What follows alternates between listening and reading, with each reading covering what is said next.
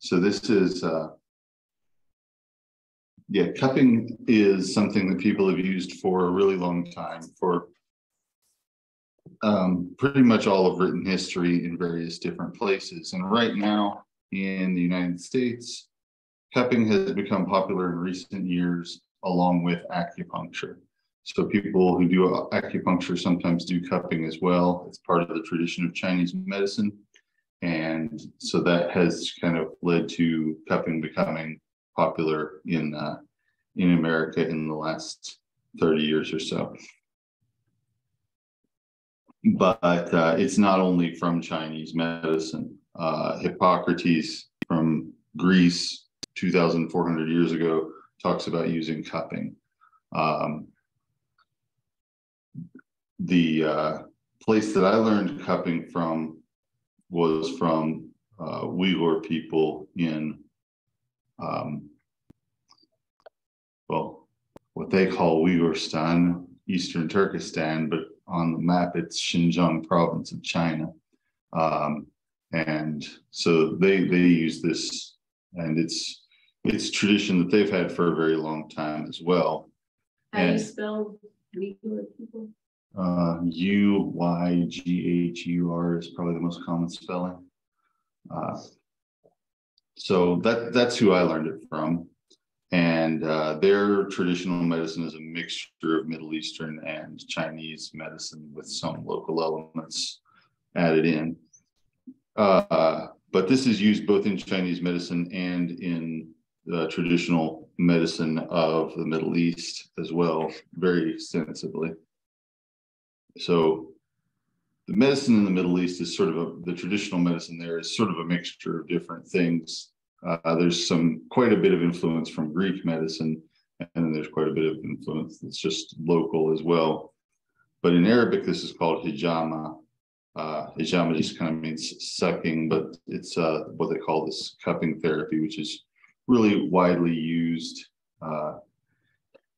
in that part of the world. There are some hadiths about it. Hadiths are like kind of sayings of the Prophet Muhammad. They're not part of the Quran or anything, but they're like kind of looked at as being pretty authoritative.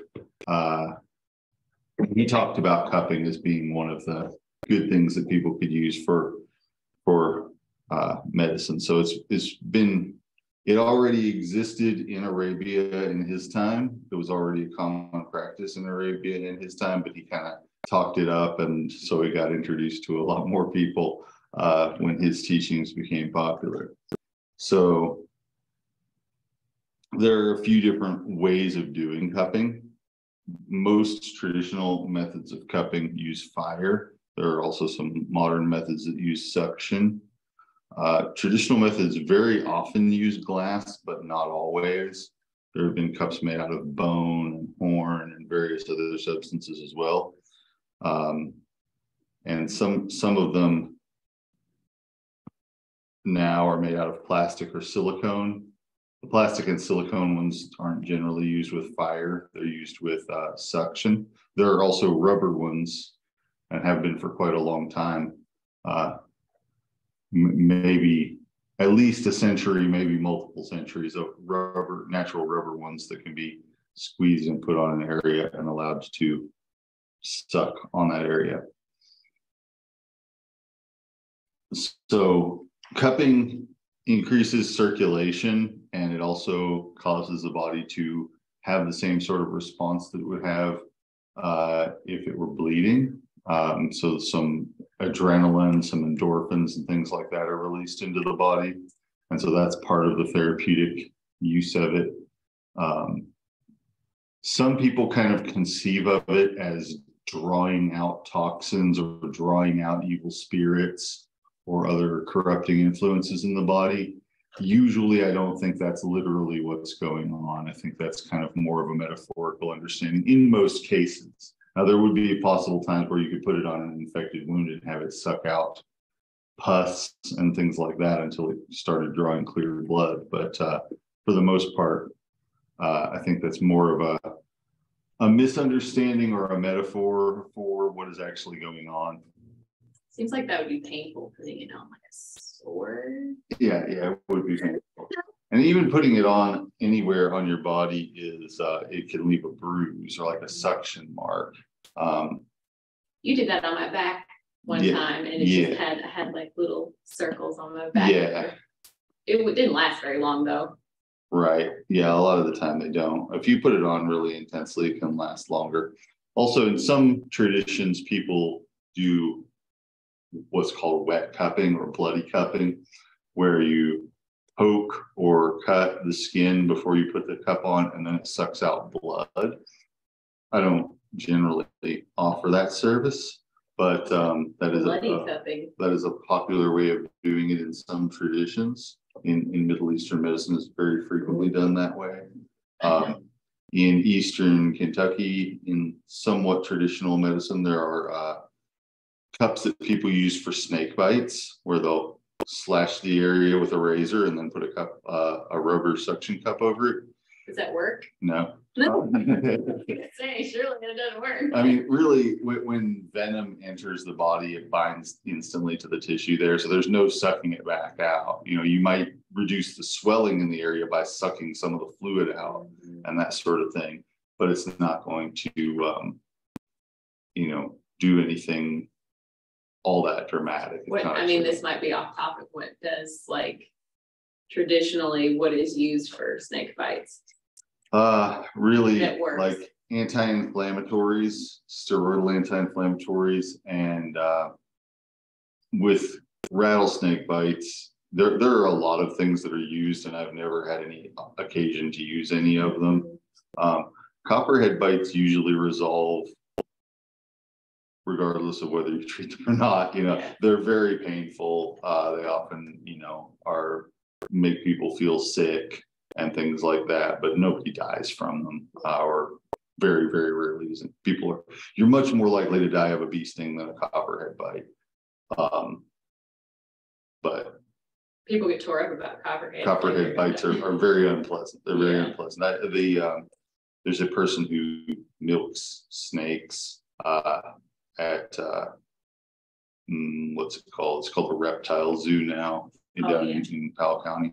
And he said that copperhead bites actually hurt worse than much more poisonous snake bites. Interesting. They're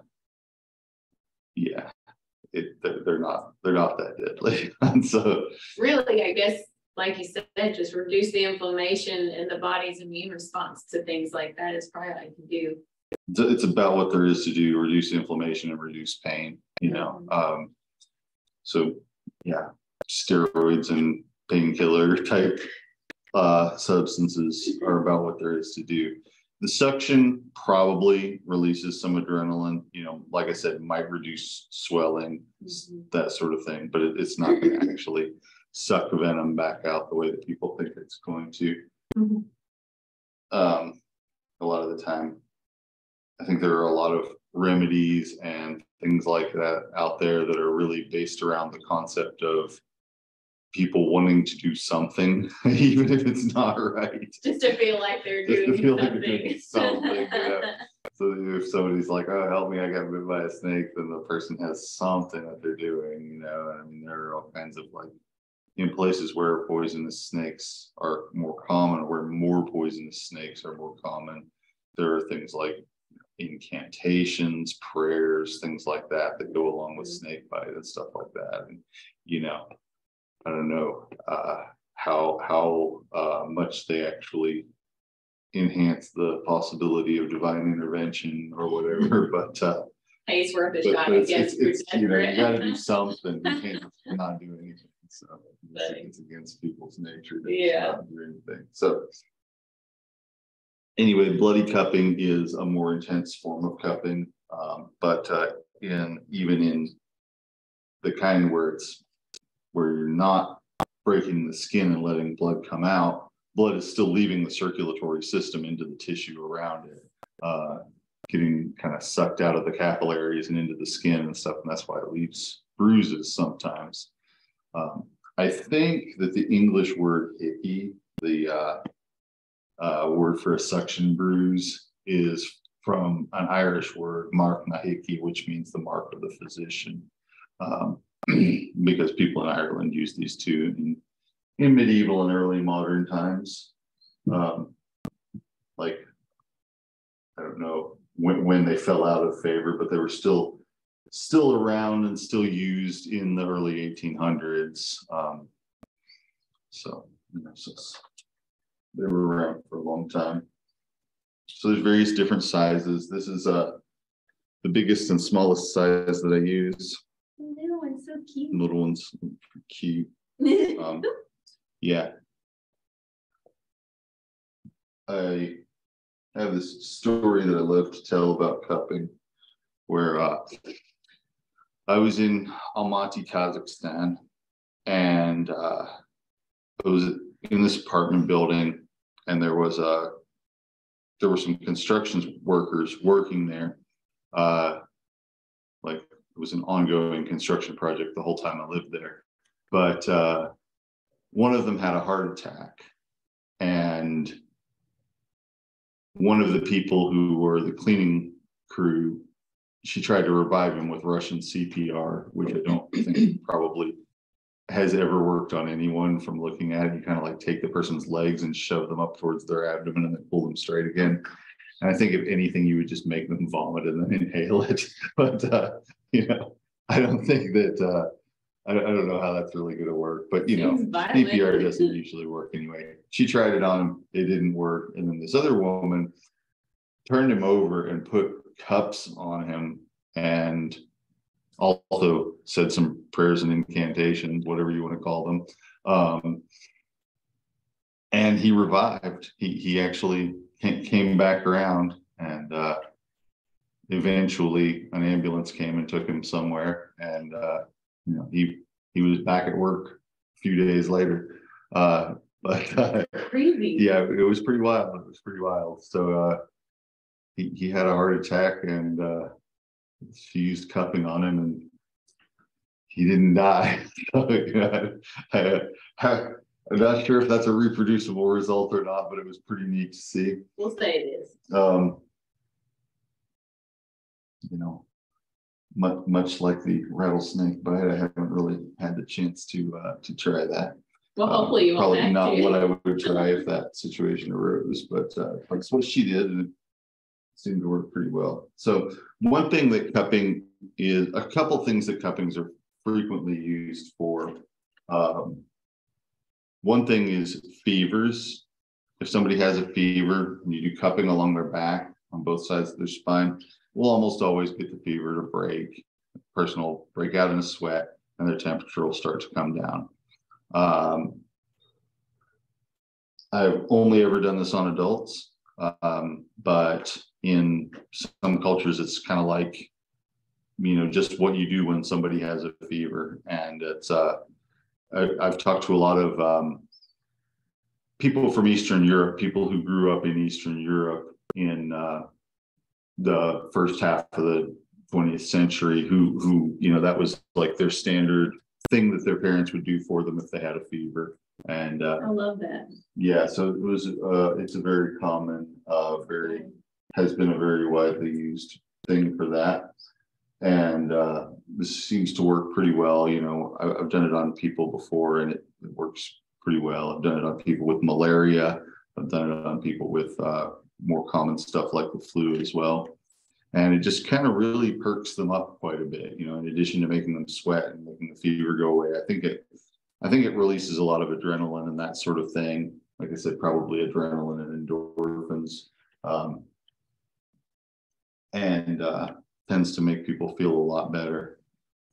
Another thing that it's used for that's along similar lines is headaches. When people have headaches, doing cupping either on their head, if there's a good place to do it, on their forehead, on the sides of their head, like here, just behind the eye, that will often release the tension in somebody's head. And you know, you do them both at the same time. Yeah, you do them both at the same time.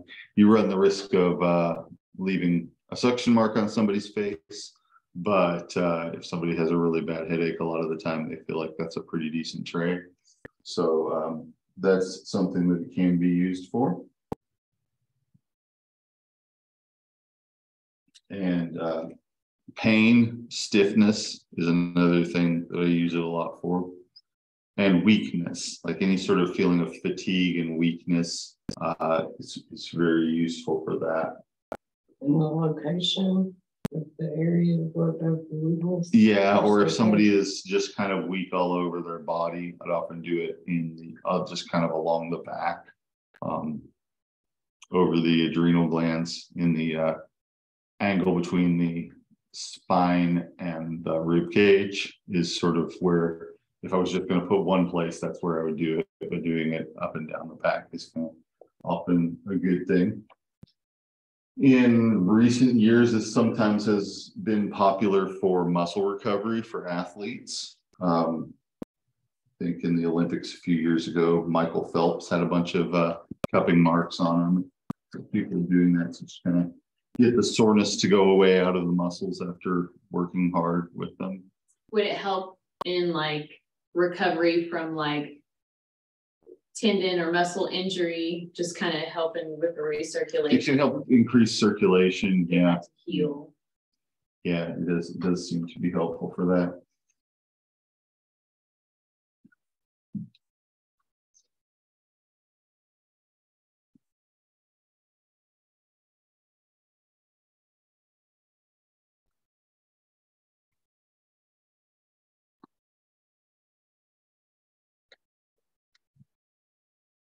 So there are some downsides to cupping potentially, which is that you can get obviously the suction bruises. That's one thing.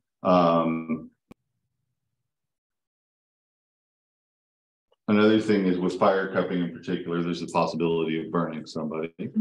Usually that's, not a severe burn or anything like that, but it still can be unpleasant. So whenever I'm doing cupping with fire, I always have close by some burn stuff, some stuff that I would put on a burn if one were to occur.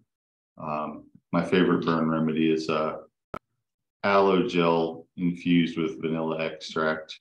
Oh, it works too. It's lovely. It's lovely. I did that when you told me that about my daughter had burnt her hand on the fireplace, and I did that, and it was like the next day there was not even a blister. That's wild. It's lovely. I've used it so much for when I was doing first aid for the Playthink movement of Flow Arts Festival, and people are doing all these tricks with fire, walking on hot coals and juggling fire and breathing fire and spinning things that are on fire and cracking whips that were on fire. One time somebody was jumping over somebody while riding a bicycle that was on fire, all kinds of fascinating. My friend Tree does that stuff too. Yeah.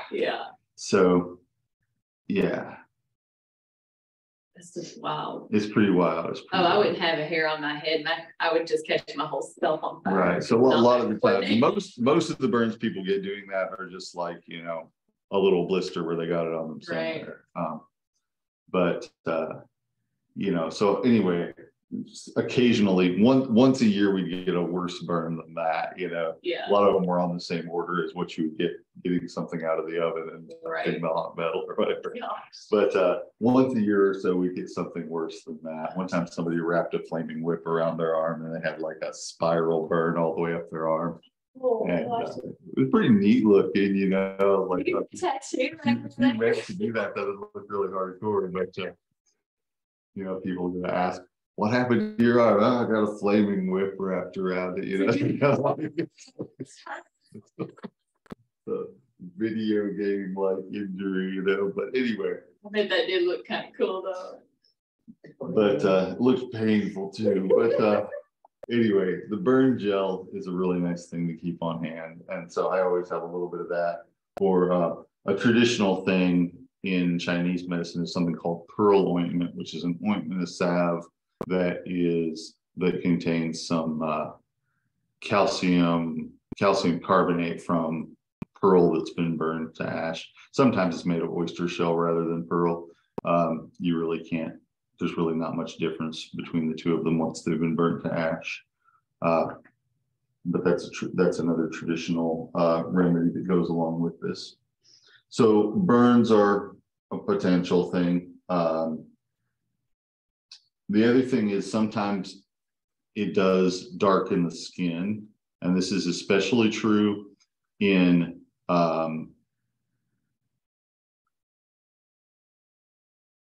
people who have some melanin in their skin but aren't very dark skinned, is more likely to have a situation where if you bruise it really hard, when the bruise goes away, there's going to be like a darker area of skin that would persist for, you know, weeks to months. It's a lot like the tan you would have after a sunburn or something like that when it happens. So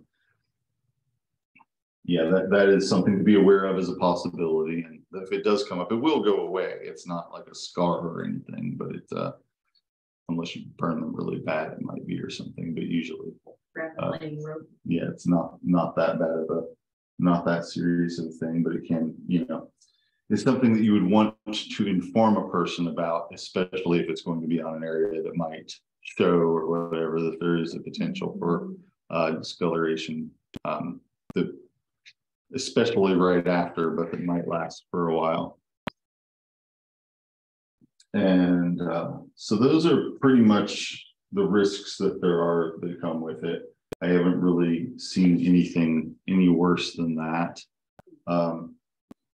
Yeah, so it's a pretty good versatile type of treatment. It's something that I really enjoy being able to do, and sometimes it's really helpful for if someone has a weakness in their organs. Sometimes it can help, like if kidney function is really low, for instance. Sometimes it helps with that as well. So there are different places that people have used it for different organ specific things. Like in that costovertebral angle is where you would use it for the kidneys, especially in that area. And then also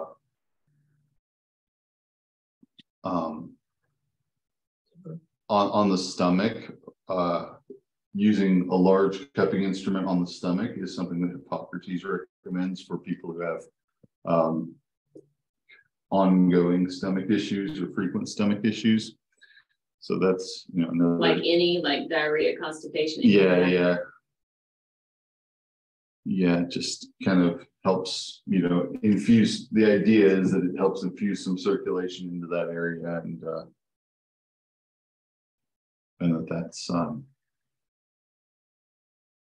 that's helpful with a lot of potential situations. You know, people have different kind of concepts of what they feel like, how they describe what cupping is doing.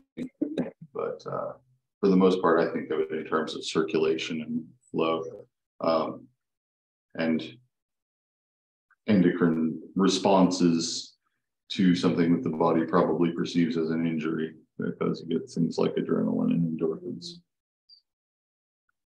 Where do you get those cups? You can order them. There's a company, I order most of this type of stuff from a company called Lhasa OMS, which Same is place you get the Moxa sticks. Same place I get the Moxa sticks. Yeah. And that's where I get them. Some of these were given to me, and I don't know how old they are or whatever, but somebody who I think had a family member that used them that wasn't around to use them anymore or something like that. But some of the ones I have here are old. I mean, the ones that I bought are pretty old now too. Yeah. I also had some that I made from Claret cups, which were the ones that I used from the mid 90s until probably, I don't know, I probably used them for about 10 years or so. But they were just little tiny wine glass type things with the stems cut off. Nice. And they worked well. They weren't as thick of glass as these are, but they worked just fine.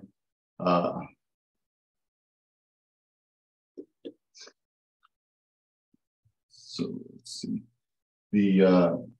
there are different ways of getting them ready to be used, but the way I usually do it, sometimes people will dip a cotton ball in alcohol, light that on fire and put it in the cup, and then take it out of the cup and then apply the cup to the skin. The two things that I don't like about that is that then you have to try and put out the ball of alcohol that's on fire. And then also it can get the glass hot. And I don't want the glass to be hot when it goes on the person's skin. But I do want there to be fire. So usually what I do is I put a little bit of rubbing alcohol in the cup, wipe it around inside the cup, and then light it with this. There are shorter ones of these that are only about this long that work too. If you use a regular lighter, that will work, but it will singe the, well, if you have knuckle hair, it'll singe it off.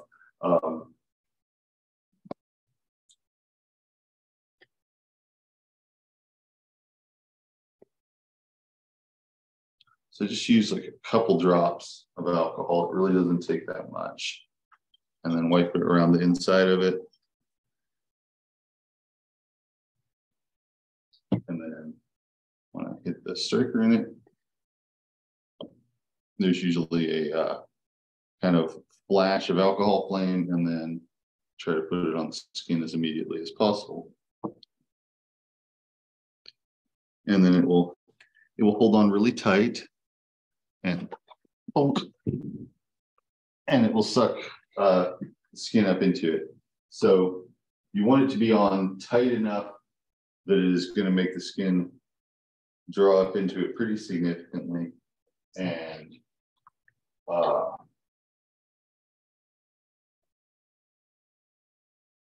you want to get it on, when you're putting it on the skin, it's important to get as tight a seal as possible so that there's not still fire happening in it, because the fire goes out as soon as it's sealed on there.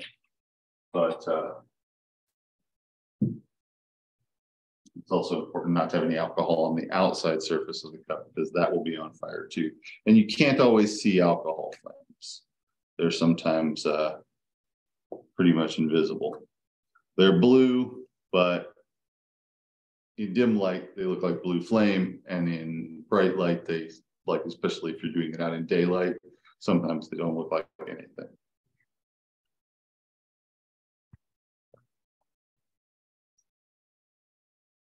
So that's a better seal. This is not an easy, the smaller the area of skin is that you're attaching it to, the harder it is to get a good seal. If somebody's very hairy, sometimes you have to put some oil on or something like that, because the hair will actually keep it from being a tight seal. But you can see there, it's kind of drawing up into the cup, and it's reddish purplish. And that's sort of, that's basically what you want. When you want to take the cup off, sometimes it will be painful. Sometimes, a lot of the time, it's going to feel tight, but not necessarily excruciating or anything. But if it starts to feel too painful, you just sort of press the skin against the edge of the cup down and create a little opening, and it pops off. Now you have a hickey on your arm. And now I have a hickey on. They'll probably go away in a minute. So that's just kind of the general technique of applying it. How long do you usually leave it on? So how long you leave it on is really variable. A lot of the time, I want skin to turn a sort of reddish purple color. And if the person is complaining about it or saying it hurts too much, I'll take it off. Sometimes it falls off on its own. And if it's kind of got a decently dark color to it, then that's, I'll leave it off. And if it doesn't, sometimes I'll reapply it. But basically, you want it to get sort of a reddish purple color. So that's kind of what you're going for with it.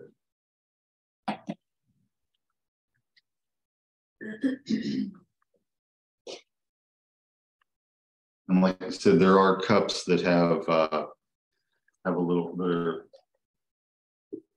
that you do with suction. There are some that are like silicone that you can squish flat, or rubber too, that you can squish flat and then put them on, and then they kind of suck against the skin. Those ones aren't very strong. They're not particularly strong. But if you get some that have, some of them have a little nipple on the top that attaches to a little vacuum pump type thing that you squeeze with your hand, and that sucks the air out of them. And those ones can be as strong as the fire cupping ones. They can create as good of a suction. I like the idea of the fire being involved. I like the fire too. It's traditional, and it's you know, for me it's part of the process. But a lot of people really prefer the non-fire ones. Feel that they're convenient and modern and things like that. And you know, ones that work on suction have actually been around for a long time. They're not a super new idea or anything. But yeah, glass and fire is kind of what I'm used to, and what feels right to me. So that's what I use. Is that the smallest size that you can get the glass ones in, or do they have them smaller than that? I think this is the smallest size that Lhasa OMS carries, but probably smaller ones exist. I don't know. I have done cupping with a test tube before on a bug bite. You know, it's just a very, very small surface. Nice. They will create intense suction too. But my son will want to try these for his headache. That's why I was asking, because he's got a little noggin. But those ones. Yeah, and with using it on somebody's head, I would definitely put some oil on the area where it's going to be applied first, because people's faces are just kind of fuzzy anyway. But it's and also it's not the flattest skin. You know, if you're putting it on a squishier area of skin or on a flatter surface, it's much easier to get it to stick than if it's a very curved surface like my arm, or if it's something where there's not a lot of squish to the tissue. So, you know, if you're putting it on a big muscle, thighs or back or something like that, got some substance, you know, to it. Yeah, you can just kind of squish it down until that seals form. With that head, there's not as much depth to the tissue there. So, yeah, rubbing some oil on the area. I use my Moxa salve, which is mugwort and wintergreen and beeswax and sesame oil for that, because it's also a little bit anti-inflammatory for burns too. But any kind of oil will work, but especially if it's something thicker, like a salve that's thickened with some beeswax, or something like castor oil that's a little bit thicker texture. That'll work. Jojoba oil, yeah, those will work well.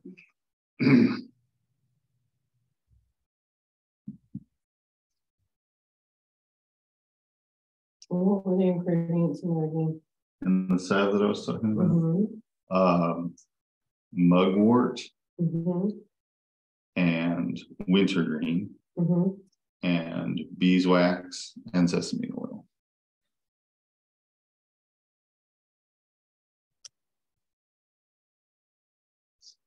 I love mugwort.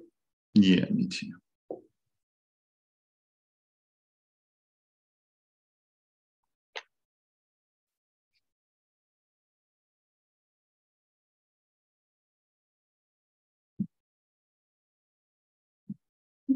We do. The one that Gretchen brought, the mugwort she brought that one day on our herb walk, man, it smells so good. I made an oil out of it because it smelled so good. I put it on my temples before I go to sleep. It's fantastic. We had some tea with it. Yeah, another way that I've seen cupping done, actually I tried it once also, is to put a little bit of mugwort in the bottom of the cup and burn it and then like the bugwort will actually stick to the glass, probably, and then putting that against the skin. And that was done with someone in a seated position. So it wasn't like the mugwort was going to fall straight down Right. and it was going to just sit in Settle. the cup. But I like that idea. That's nice. yeah, so the burning mugwort was actually used instead of burning alcohol to create the suction.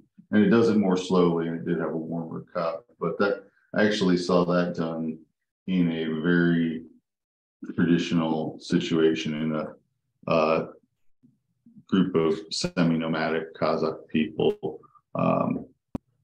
And Mugwort just smells good when you burn it. yeah, it smells good when you burn it, and you know, it has, and we'll talk about this tomorrow when we do the workshop on moxibustion, but it has a whole variety of different uses for therapeutic stuff, and it kind of, it and cupping often go together. They're both very versatile remedies that can be used in a lot of different situations.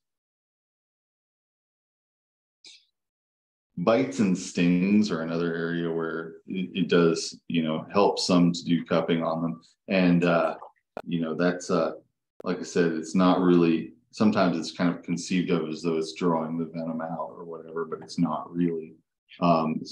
It's just kind of creating a suction that interferes with the process of swelling.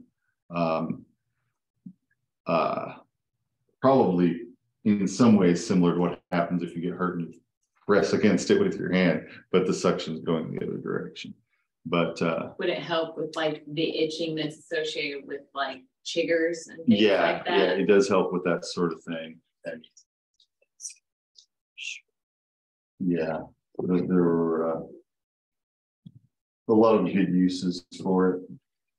What about like getting things stuck? Like, you know, you step on like little thorns and stuff. Would it kind of help pull that out? I haven't really had any luck with trying for that. Seems like it would. Yeah, it does seem like it would. I've had much better success for that with poulticing something on it that would be astringent. Yeah. Like yarrow, for instance. Yeah. Yeah.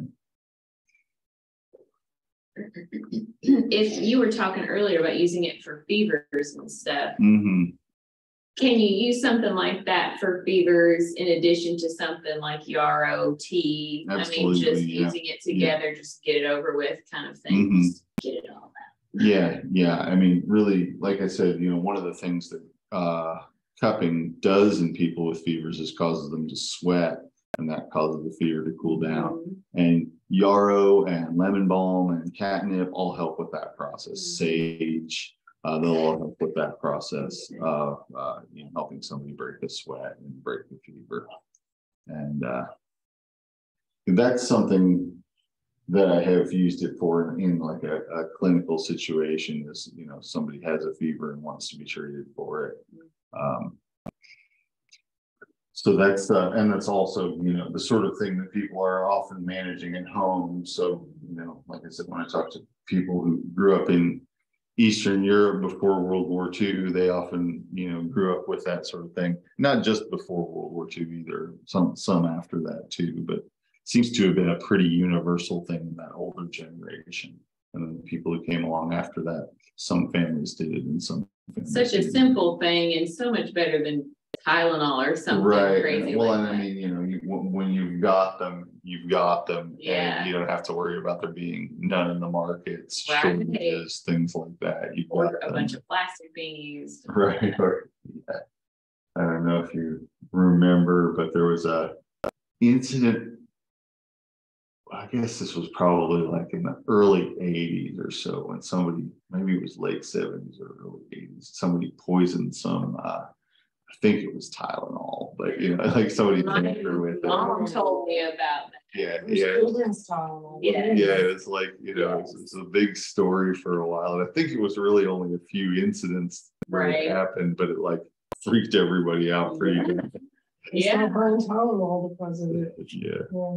Well, my kids don't like to take it, like, especially the liquid stuff, because first of all, it's so sugary. They're just like, they just can't tolerate it. But, you know, there have been times when I've tried every remedy I know and it's not helping. And they're just so over whatever's going on. They're like, just give me the crappy Tylenol. But, you know, fevers are the one thing I let them run, but sometimes they get high and I can't get it to stop and you just want it to break. Mm-hmm. So, I mean, that'll be a good tool to have. Yeah, it's a really good thing to have. And they're, you know, fevers usually aren't dangerous. Mm-hmm. People used to think that if your fever got above 105, that it could cause brain damage and stuff like that. And they were basing that on the idea that if you left somebody in a hot car or a situation where they had hypothermia and their temperature got that high, that it could cause brain damage. But in a fever, the physiology of what's going on is a little bit different than being cooked from the outside. So, you know, it doesn't seem like that's really an issue. But, you know, keeping people comfortable is important. Well, I mean, we let them run fevers very high. We've never had a problem, but my daughter specifically hallucinates very heavily when she has, even a low grade fever will make her hallucinate. It's wild. And the things she sees is just, it's kind of crazy. But she vaguely, it's like a dream within a dream thing. Like she remembers it happening, but in the moment she can't do anything to like let me know that she's aware. Like her eyes will be open and she'll see stuff that's not there, or not see me there, but can hear me, but her eyes are open. It's crazy. And it is wild. And she's done it since she was very little. And it kind of scares her sometimes because sometimes the stuff she thinks is freaky. And so in those moments, we break out the Tylenol. But I've never seen something like that. She put a basket in the toilet one time. I don't know why she was doing it. She put a basket in the toilet, was like scooping the water out. I don't know what she was doing. Oh, weird. I know. I've never seen someone hallucinate like that. So when you buy those, do you get a set or do you buy different sizes? You buy them individually. I mean, there are sets, especially with the ones that come with the hand pump type thing. But with the fire cups, you just kind of buy whatever you want. I recommend getting the next to largest size and getting like 6 of them as a good place to start with. Mm-hmm. And then, you know, add some bigger and smaller ones as you feel inclined to. Having about 6 of this size, that's about, I don't know what we say, maybe 2-inch opening, something like that. Is a good starting point. Because those are the sizes you use along the back, right? Those are the sizes you probably use along somebody's back, yeah. And then just a couple on the other sizes. And just a couple on the other sizes. These huge ones they're nice, but they're like too big for some people. Even on some adults, smaller adults, it can be hard to find a good place to attach these sometimes. So you would line all the 3 down each side and then the spine at once. Yeah. Specifically with fever, the way I would start is I would have 1 pair of them over the costovertebral angle, the corner between the rib cage and the spine. Mm-hmm. I would have 1 pair up between the shoulder blades and the spine, kind of just below the sort of triangular point of the shoulder blade that points towards the spine. And then 1 just above the pelvis, just above the top of the pelvis on the back. So the costovertebral space. And then the space just between the shoulder blade and the spine, right? Mm-hmm. I'm a slow writer, I'm sorry.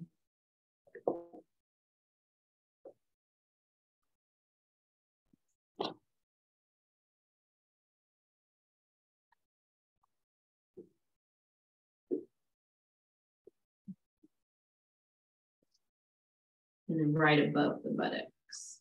Yeah, right above where the bone of the pelvis starts. along that same line of muscle on either side.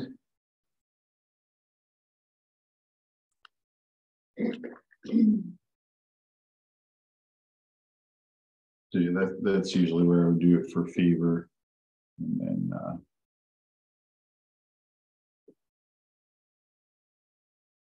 for headache, there's the two places on the temples that I mentioned, and then there's also just below the hairline on the back of the neck. Back here. You need, again, a small cup for that. But that will often help as well. Okay. It's kind of just an area where there's often a lot of tension, and even the cupping on that is helpful, generally speaking. Kind of the same places you would do the moxa stick too. Mm-hmm. That's what I'd like to try it. Yeah. Yeah. Mm-hmm.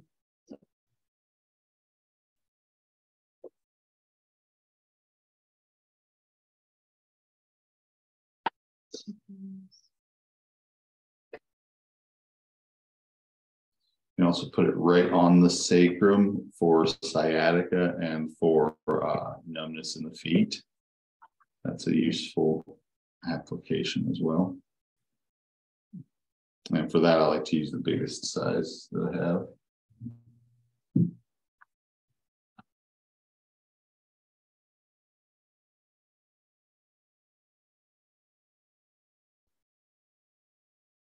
Will one treatment of cupping often provide relief, or does it have to be multiple over the span? Usually people will notice a difference. You know, okay. It doesn't necessarily make it all go away, but a lot of the time people will notice a difference after one treatment. If I'm working on an ongoing condition like that, sometimes it's good to do 3 treatments separated by, so like do a treatment and then a break for a day, and then another one on the 3rd day, and then a break for another day, and another one on the 5th day. So that can be good for if somebody's got like a lot of pain, muscle fatigue, things like that. You don't want to be putting the cup on the same spot every day necessarily, but giving a day in between can often be good, and allow. It's not so far in between that the benefits completely go away before the next round. Mm-hmm. Yeah, you want the suction marks to fade, but the benefits not to fade quite yet before you do another round. Okay.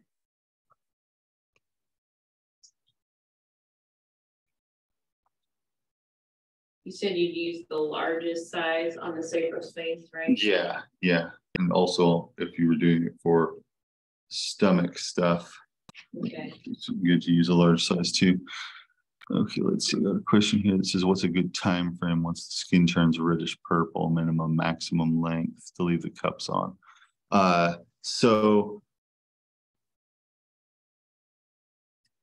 usually once it's up, I usually don't leave them on for longer than 15 minutes.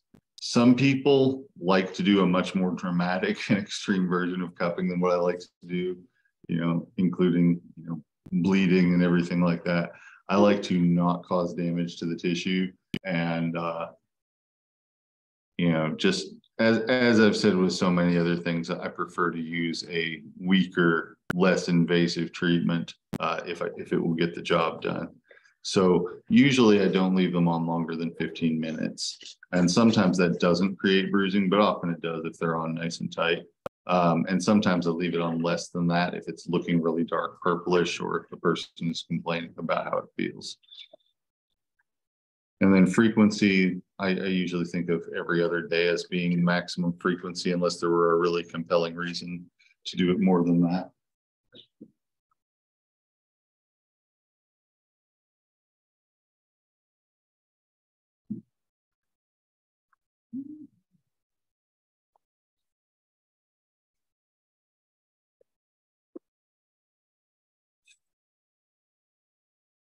So that's about what I have to say about cups. Any other questions about that? I have one, Andrew. Huh? I have one. Hi, Yeah. everyone. This is Rachel. Would either of you, I think it's Becca and maybe Jennifer there, if we stopped the recording, could Andrew place those on your back just so we could see the exact locations? I volunteer for the neck part. You can do it on my back. You don't have to stop recording. I don't care. Okay. I would love that. Thank you. If Andrew wants to. Yeah, I can do that. Let me sit here. Sure. Let me go get a couple other cups. Thank you. Yay.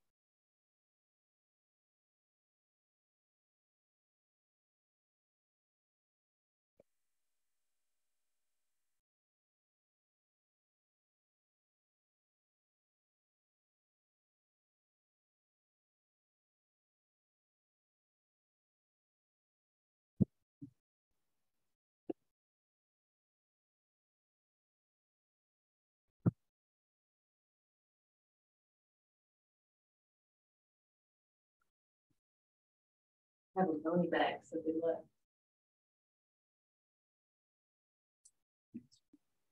Yes.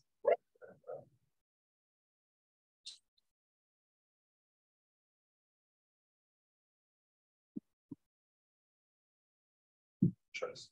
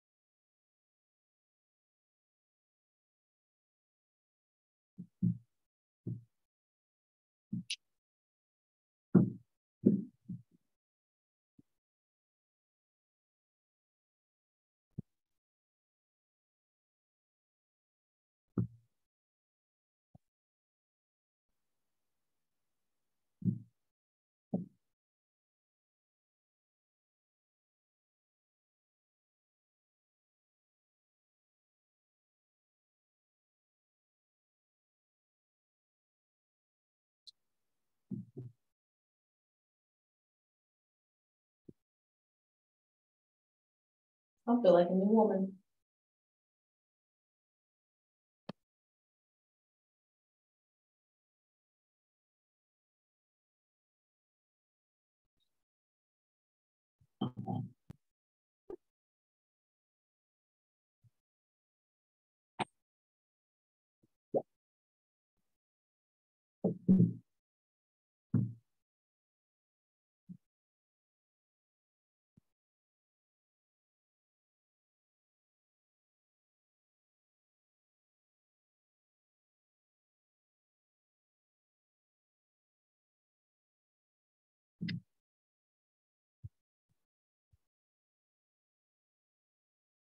So let's do this.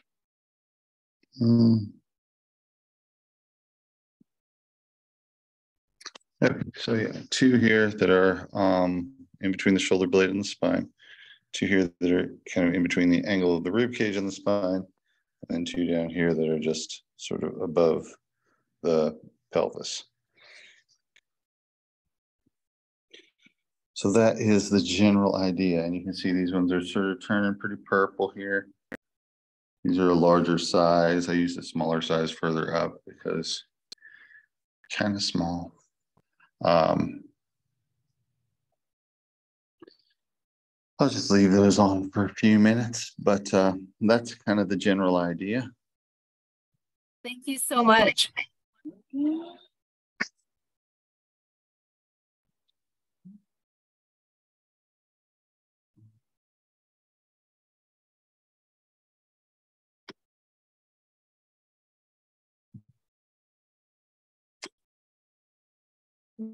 That one had a good suction. Mm-hmm.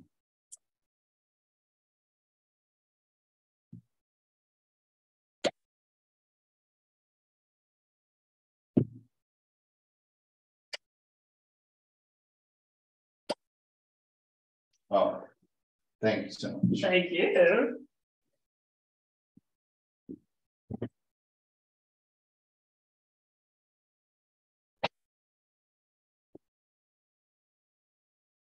All right, so that is the basic idea of how we do cupping and what we use it for. That's good.